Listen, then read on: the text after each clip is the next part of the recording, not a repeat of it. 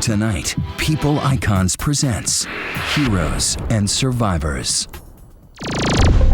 On the morning of October 14th, 1987, 18-month-old Jessica McClure was playing in her aunt's backyard when the toddler fell 22 feet into a dry well shaft.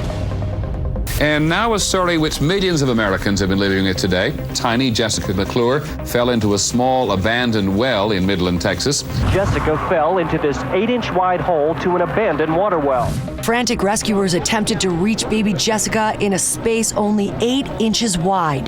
Sophisticated oil drilling equipment was rushed in, and workers began a shaft parallel to the well. Millions watched around-the-clock live coverage as the drama unfolded. The child is entering her 8th hour of a nightmare. The hearts, the minds of people around the world have been on Jessica McClure underground in Midland, Texas. The rescue captivated the nation as one of the first ever 24-hour news events. Oxygen and warm air were quickly pumped into the well. Jessica. Rescue workers were able to hear her cry. People were watching it on television all over the country, all over the world, really. We wanted her out, and no one could quite figure out how to get her out. Residents were eager to jump down the shaft and do their best. But the rescue mission was extremely difficult. Crews had to dig through hard rock alongside the well in order to reach baby Jessica. As they continued to chip away at the rock, paramedics were able to reach in and touch Jessica, but they just could not make the hole big enough with jackhammers to get her out. Rescue workers say they had hit a rock. They needed more equipment, and they say now it will be several more hours before they can get Jessica free. She hasn't had anything to eat or drink for more than a day, but medical personnel on the scene say they don't want anything passed down to her for fear she'll choke. They recently heard the child saying nursery rhymes and actually singing to herself. 18-month-old Jessica McClure appears to be one tough toddler. Millions of people have been following the effort to rescue Jessica. The 18-month-old baby has now been trapped in the bottom of that dry well for more than 2.5 days. Jessica's mother stayed by the well while her daughter actually managed to sleep in the hole. Finally, the moment the nation was waiting for. We interrupt our regular program schedule to bring you a special report from ABC News. Here is Ted Koppel. Jessica McClure has become the most famous 18-month-old child in the world.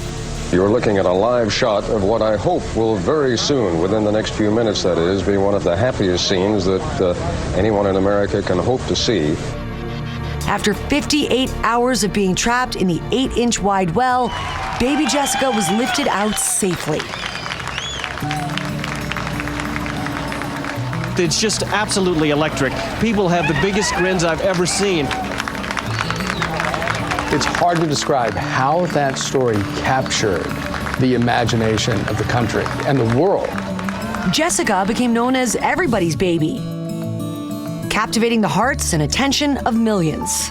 We took it very personally, as if it were happening to one of our own. From the efforts of some heroic men and the grace of God, we've got our baby back. It's funny because Jessica doesn't actually remember her time in the well. She remembers the time after and the effect that all the publicity really had on her family. But she wanted to have her own life and not be defined as the girl in the well. 30 years later, Jessica is married with 2 children and has made a completely normal life for herself. We moved out into the country. I work at the school that my kids attend. And today, she's still known around her town as Baby Jessica. The term Baby Jessica, it is still an everyday thing. I have people that's how they associate me. Although she doesn't remember her time in the well, she has the scars to remind her of that harrowing night.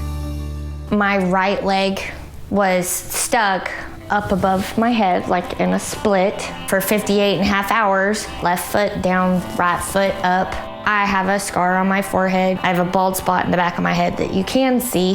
When Jessica turned 25, she received money from a trust fund donated by supporters who watched and waited for her safe return.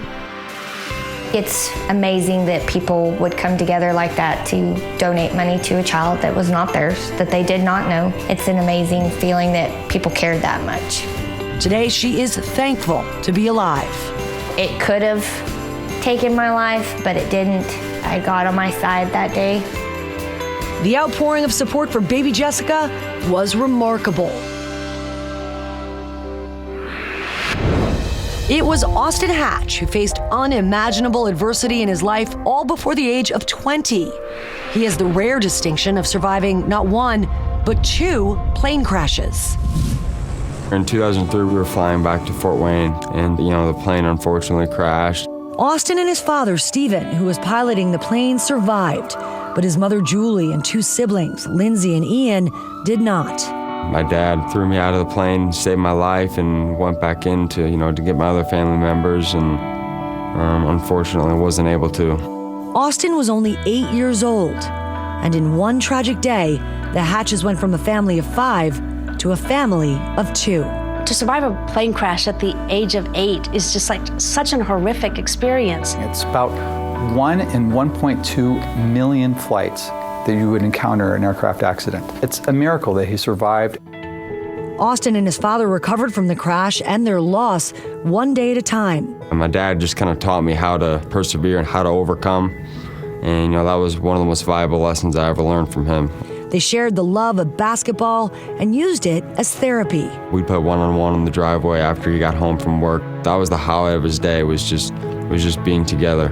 A few years later, Stephen Hatch remarried, and Austin had a new family, stepmom Kim and 3 siblings. Austin really got back into his life afterward. He did well in school. He became a star basketball player. He had really put his life back together. Austin excelled at basketball and caught the eye of Coach John Beilein from the University of Michigan. Coach Beilein even offered Austin a full scholarship at the age of 16, something that made his father extremely proud. He was so happy for me and so proud of me because he knew everything that I invested in it. Just 9 days after the Hatches celebrated that scholarship, Austin, his father, and Austin's stepmom, Kim, got on a plane to head to Michigan, where the unimaginable happened again. And an Indiana high school student is fighting for his life today after surviving the second plane crash of his life. 16-year-old Austin Hatch is in critical condition after this small plane, piloted by his father, crashed in Michigan on Friday. Stephen and Kim died on impact. Austin lost half of his family in one plane crash and survived, and then lost the other half in a second plane crash and survived. It is heartbreaking, but also so miraculous. Austin managed to survive, but was in critical condition.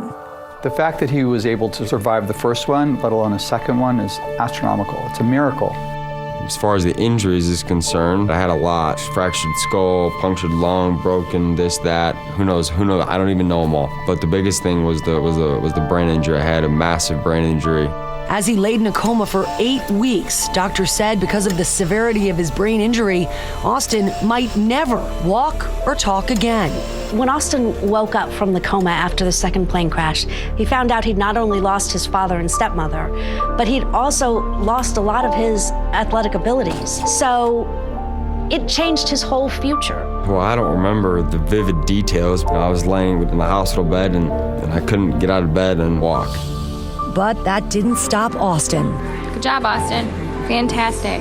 He worked tirelessly to relearn how to walk and talk, and eventually play the sport he loved.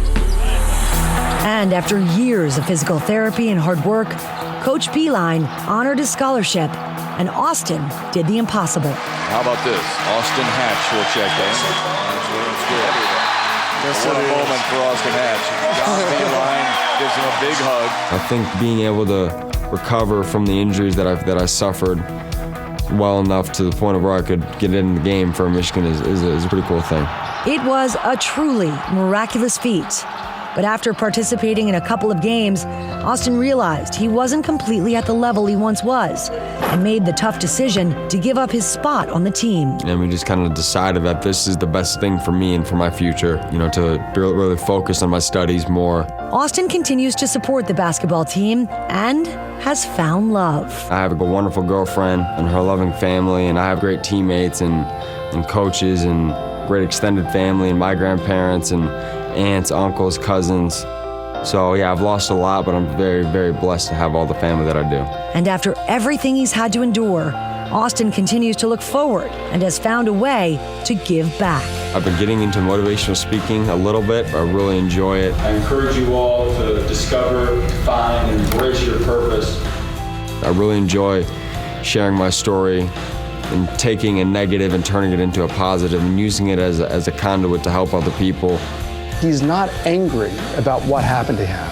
He's heroic by not being a victim. Austin is like the ultimate survivor story. It's all about what you do for other people, and if I can, give a little inspiration by how I live my life after tragedy, that's awesome.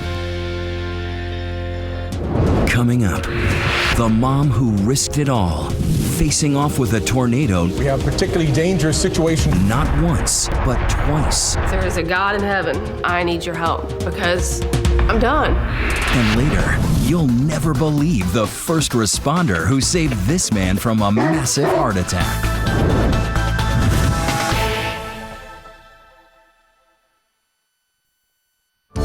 Welcome back to People Icons, Heroes and Survivors. Our next story has captivated the nation.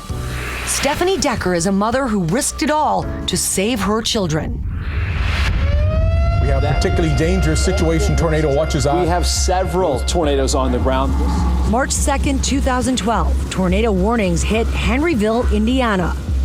While husband Joe was stuck at work, Stephanie Decker picked her children up from school and rushed home. Head to the lowest level of your home. Please be in your place of shelter now. I sent her a text and I said, there's a tornado, get in the back of the basement. Staying in touch with Joe by text, Stephanie and her young children, Dominic, who was 8, and Reese, who was 5, went to the basement to seek shelter, or so they thought. I texted and said, you guys okay? Are you guys okay? And then I heard this noise, it sounded like a train was about to run over our house. I probably sent 4 or 5, are you guys okay? And no response. So it kind of gave me a kind of a sick feeling in my stomach that something wasn't right. And Joe's instinct was right. Stephanie and her children were smack in the middle of a deadly F4 tornado with winds peaking at 174 miles an hour. It was like watching a slow motion film. Debris was everywhere. The house was flying apart. As she covered her children with her body, a 20-foot steel beam fell directly on Stephanie's legs, crushing them both at once. And without warning, a second tornado struck. I remember saying to myself, are you kidding me? And now we're exposed. We don't have the protection of a basement. Leaving Stephanie trapped in debris, but her children remarkably unscathed. I'm dialing 911. Nothing. I'm trying Joe's number. Nothing. And I realized it's just that moment of clarity that all the towers are gone and there's no way to reach anyone. In that moment, she realized her survival depended on her children finding help. I was like, I can't leave you. And then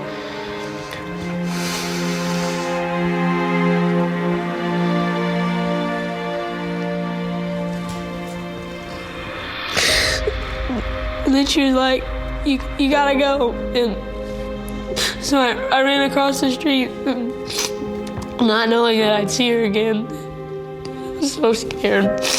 I felt like my kids are out, they're safe. I did my job. I don't pray for myself ever, but I'm asking if there is a God in heaven, at this point, I need your help because I'm done. Dominic and Reese managed to find help, but it took multiple vehicles and even a helicopter to get Stephanie to the hospital. In that 2.5-hour time frame, my legs were severed and I had the 8 broken ribs and a punctured lung, and lost 50% of my blood. Doctors had to work fast, amputating both legs in order to save Stephanie's life. I cried for the loss, but after that 10 minutes of my pity party, I guess, I dried it up and said, all right, what are we gonna do? We're gonna change this story. There was a message I had to get through, so we're gonna figure out what that is.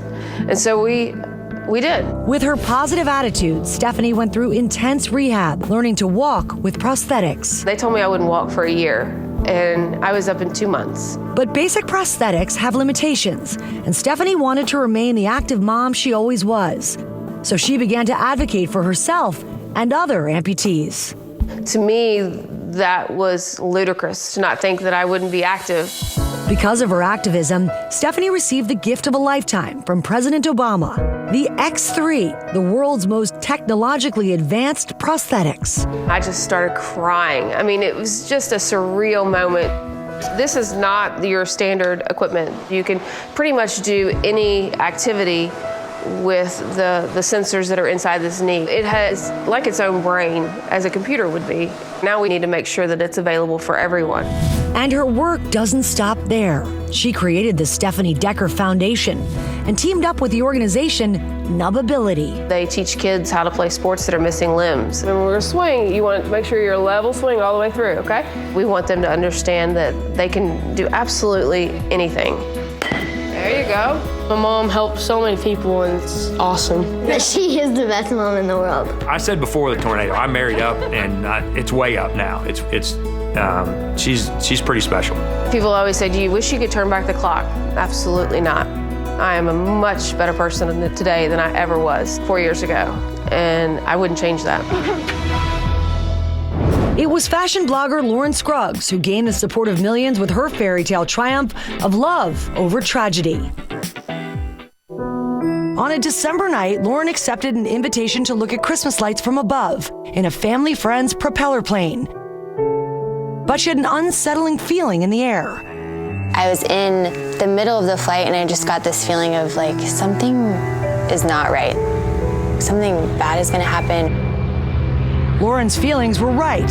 When they landed, she exited the plane and was struck by the spinning propeller.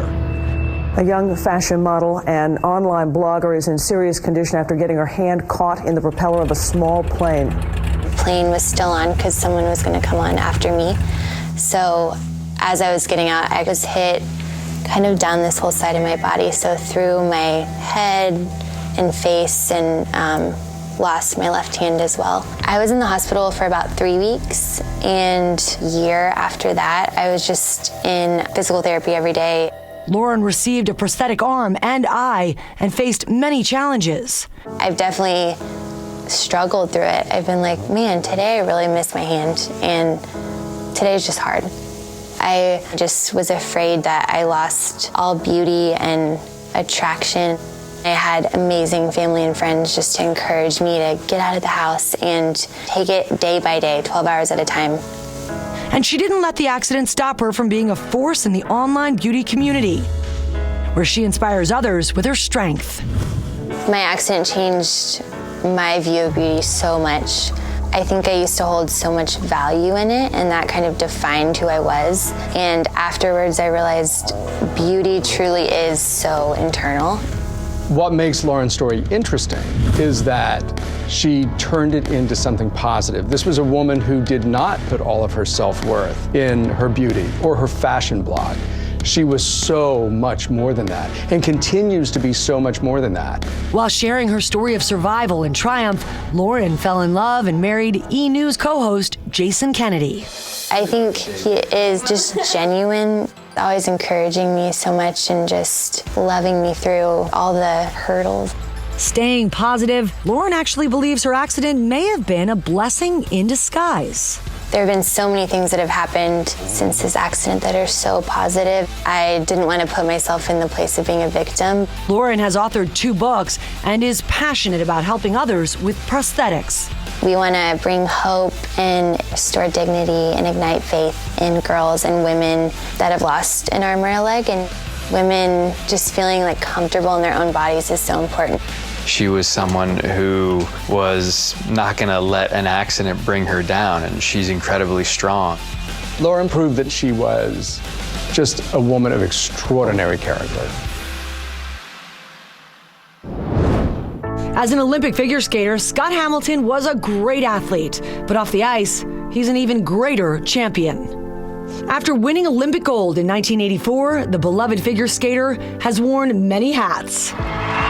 Oh, yes, Scott Hamilton. He loves it, and they love him. Becoming an author, a sports commentator, and a producer. And he is no stranger to hardship. I have a unique hobby of collecting life-threatening illness. I survived cancer in '97. The fear was extraordinary. It was unbelievable. But that didn't hold him back. Scott beat the cancer and returned to the ice. As early as I can remember, I really liked being in front of people. Skating gave me a perfect venue to be kind of the center of attention. But 7 years later, illness struck Scott again. I was diagnosed with a pituitary brain tumor. I did radiation, and then it came back 6 years later in 2010, and that time they did surgery. Never letting his illness slow him down, Scott has found countless ways to give back. The Scott Hamilton Cares Foundation provides support to cancer patients and their families. He is a true example of maintaining a positive attitude in an impossible situation. Tragically, in the fall of 2016, Scott's brain tumor returned for the third time. The first thing I thought when they told me it was back is I gotta get strong. This is round 4. I've done it 3 times. Round 4 may be a little more challenging, but as a skater, I know that a triple Lutz is a little harder than a double Lutz, but you do it. You deal with what you got, and then you just move forward. Coming up, meet a hero mom who made an incredible sacrifice for her best friend. She asked me if I would take her girls. Without hesitation, I said, of course.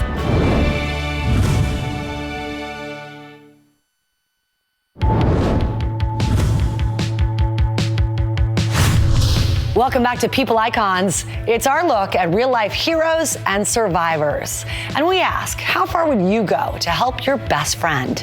A Buffalo, New York woman learned the answer to that question about herself when her best friend faced a tragic illness.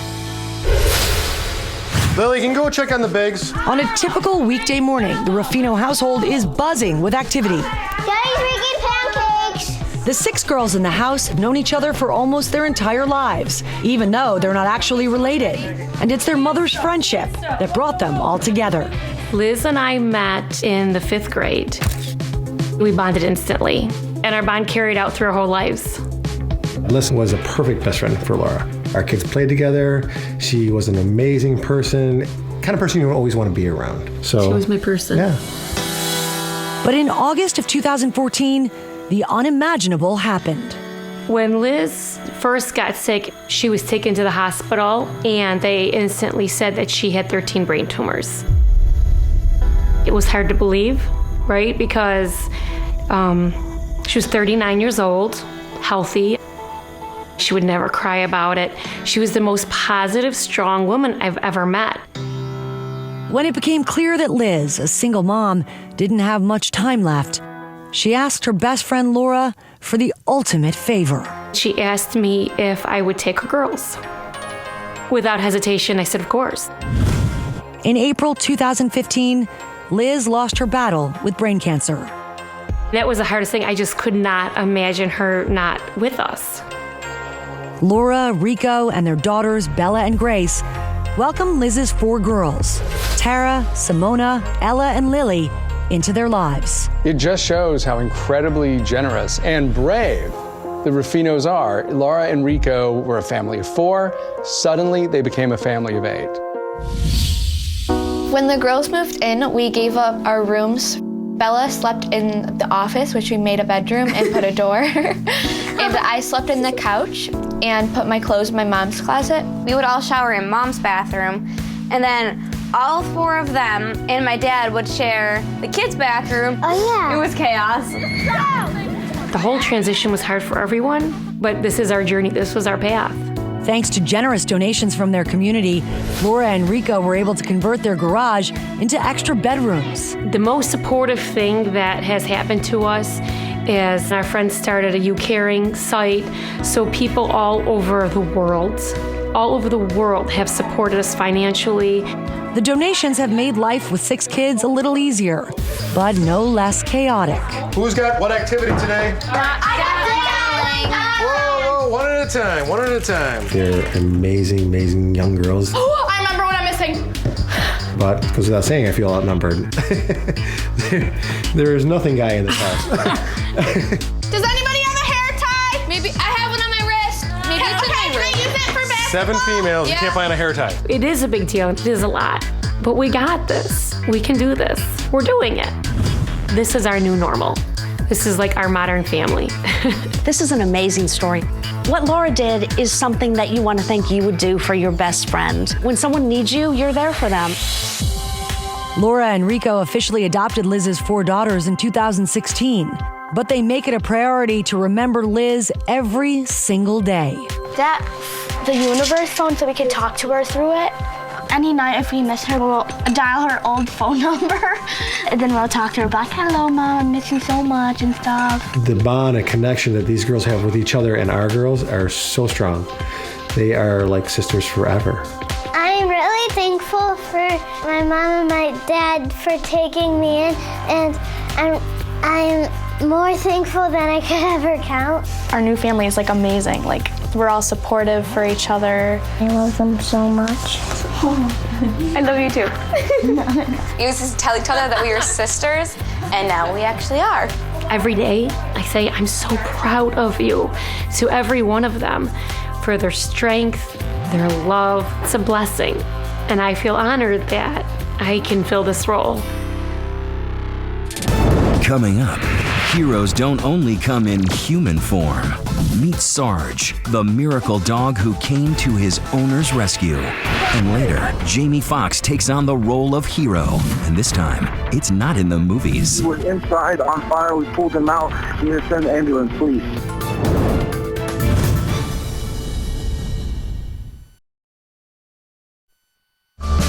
Welcome back to People Icons, Heroes and Survivors. There is a reason people say that dog is man's best friend. In fact, you're about to meet 2 perfect 4-legged examples of just that. Meet Sarge, the 4-legged hero who's also a little bit of a troublemaker. Sarge is a big dog. He thinks that he's a lap dog, but he's really this 135-pound black lab. Sarge, right off the bat, was a high-strung dog and loved to tear up stuff. Sarge couldn't keep his nose out of trouble. He destroyed everything that he came into contact with. He tore up throw pillows and hammock pillows. He chewed the rattan off of the seats of the chairs. Ate the side out of my Suzuki Jeep. He would pull the toilet paper off the roll and wind it all the way around the house. Sarge was getting on Merle's last nerve. Every day he was saying we were going to have to do something with this dog. On a frigid January day, while Leslie was downstairs in the house, Merle stepped outside to grab something from his truck. What Merle didn't know was that Sarge was about to save his life. Last thing I can remember is hitting the sidewalk. Merle suffered a massive heart attack, and Sarge sprung into action, helping him regain consciousness. When I did come back to, Sarge was laying beside me, squatted down, and he was licking my face, was lifting my head up off the sidewalk. Sarge knew he needed to help Merle into the house and managed to use his body weight to lift Merle and guide him indoors.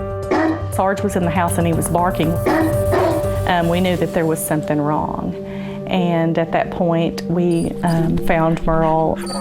Merle was able to get to the hospital in time to save his life.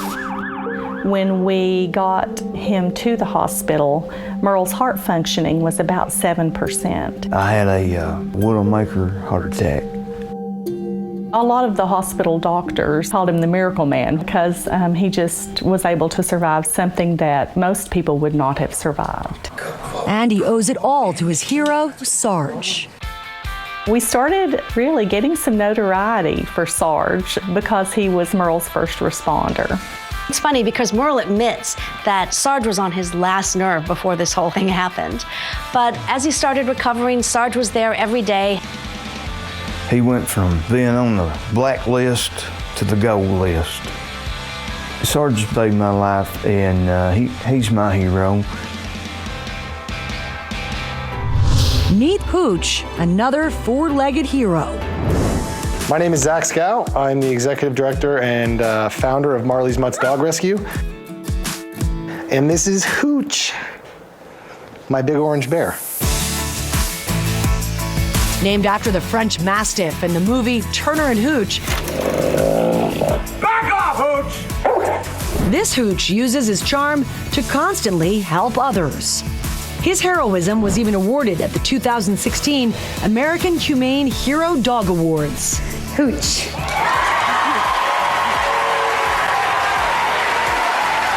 He's the most loving creature you'll ever come across, which is pretty remarkable considering what he's been through. Before Hooch became a hero to others, he had hurdles of his own to overcome. I got a call from the shelter, and she said, we've got a French Mastiff. His ears have been cut off, and he's got viral pneumonia. He's gravely ill, and he's very, very skinny. Without hesitation, Zach rescued Hooch and immediately took him to the veterinarian. And that's when Dr. Willis went to move his tongue aside for the intubation tube, he discovered that there just was no tongue there. I mean, it's severed all the way at the base with a sharp instrument. It was clear that his ears and his tongue had been cut out at the same time. Good boy.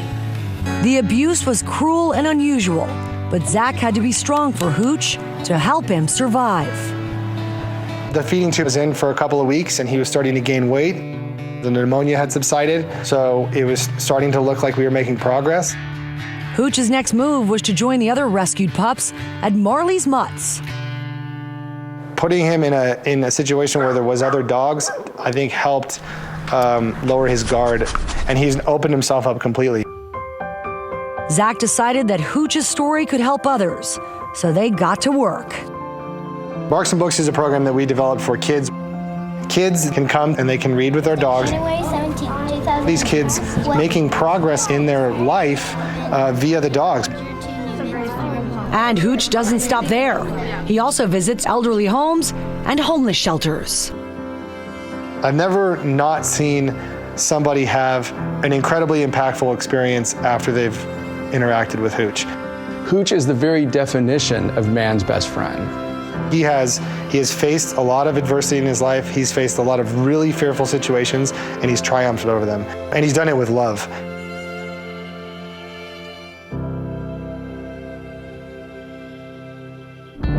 Coming up, it's Blake Shelton to the rescue. That's so quintessential Blake, like he's gonna be there and help out a friend. And later, meet a super kid with a heart of gold. It's amazing to see how far he comes. Being your son is amazing.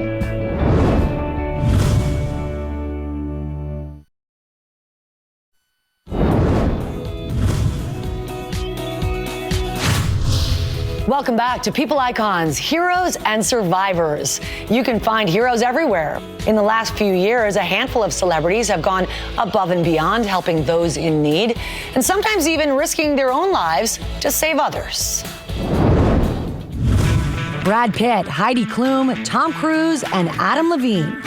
Just a few of the Hollywood A-listers who have played hero on the big screen and off.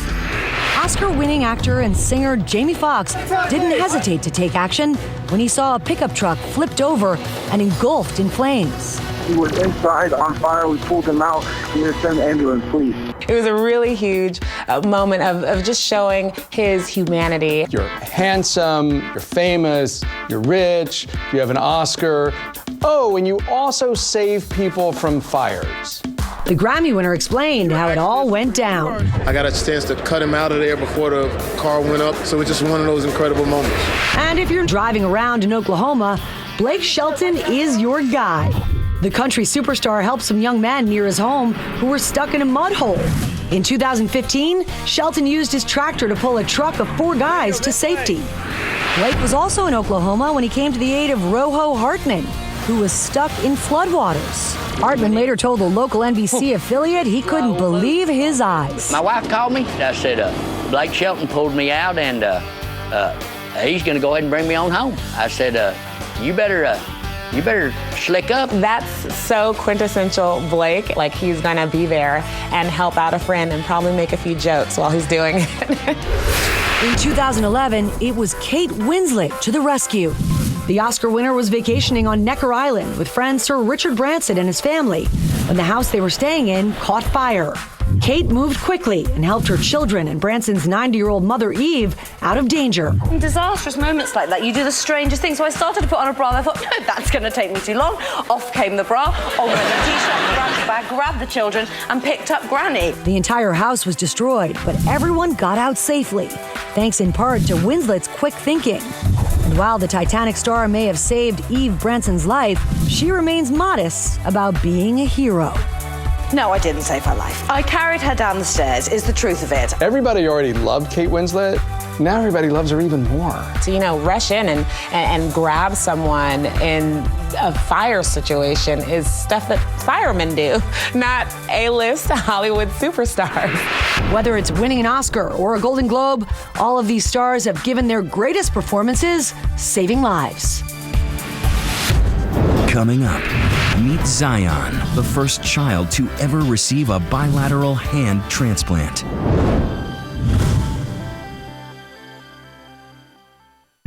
Welcome back to People Icons. We're exploring real-life stories of heroism and survival. This young boy is only 10 years old, but he has the kind of grit and grace that would be remarkable at any age. I am Zion Harvey, and I'm 10 years old. I like football and video games. He seems like an ordinary 10-year-old boy, except Zion's story is incredible. I go to therapy 3 times a week, but I used to go every day. I did it. I know. Really good. After having to have both his hands and feet amputated, Zion has become the first child ever to receive a bilateral hand transplant, a pioneering surgery. When I first found out Zion was sick, it was very quick and it was very devastating. He was diagnosed with sepsis, like a staph infection, which caused his kidneys to fail. He ended up losing blood flow, and he had to have a quadruple amputation of both hands and both feet. To make matters worse, Zion also needed a kidney transplant, but he had a very special donor. When I was 4, my mom gave me her kidney. It wasn't a decision, it was a no-brainer. Over the next 4 years, Zion learned to walk with prosthetics and live without hands. Meanwhile, doctors placed him on a list for a pediatric hand transplant, the first of its kind in the world. The Children's Hospital of Philadelphia began documenting Zion's life. And it wasn't until the age of 8 that he received the news that would change his life. We got the call that he was going to be receiving hands. Bittersweet news, because his hands were a gift from a family who donated them after their own child's death. That day was a very big day. With a team of anesthesiologists and nurses on hand, 12 surgeons operated on Zion for over 10 hours, attaching the hands to his body. When I met Zion, I said, "Why do you want hands?" He said, "I want to swing on the monkey bars." And why shouldn't he be like another child? We have some good news for you. Your little guy has 2 hands. It couldn't have went any better, and I couldn't have asked for a better result and a better team. That's the place up a little bit for you. Everybody there was amazing. The transplant was a success. When we did this story, the reaction was amazing. I mean, it's just a story that captures your heart. Zion is so special, and it's one of the things that makes his story so extraordinary. And the Children's Hospital of Philadelphia has become part of Zion's family. When we go there, it's usually a full day of testing, biopsies. They do some brain mapping and MRIs just to keep track of his brain function, because parts of his brain that were asleep before are now awake. As for Zion, he isn't wasting any time making progress. He's already back in school, surrounded by friends. They don't treat me like I'm some kind of outcast, some kind of weird human. They treat me like I'm a kid who is in school like everybody else. And doing therapy 3 times a week. A day of therapy is hard work, but at the end, it all pays off. I like throwing the football and bounce around the basketball. Oh, make it! Yes! Zion still has a long way to go, but with his positive attitude and appreciation, the possibilities are endless. He's always been a fighter, and he always, just keeps at it. He never gives up. Okay, let me try that one more time. He's a blessing and a miracle because it's amazing to see how far he comes. Here we go. Being your son is amazing. It is. And Zion has a message to the family that gave him his hands. I just want the parents to know thank you, and they're very important in my life and my mom's, and thank you. We love you very much. We thank you so much for joining us. I hope you'll tune in next week for our next edition of People Icons. Until then, I'm Lara Spencer. Good night.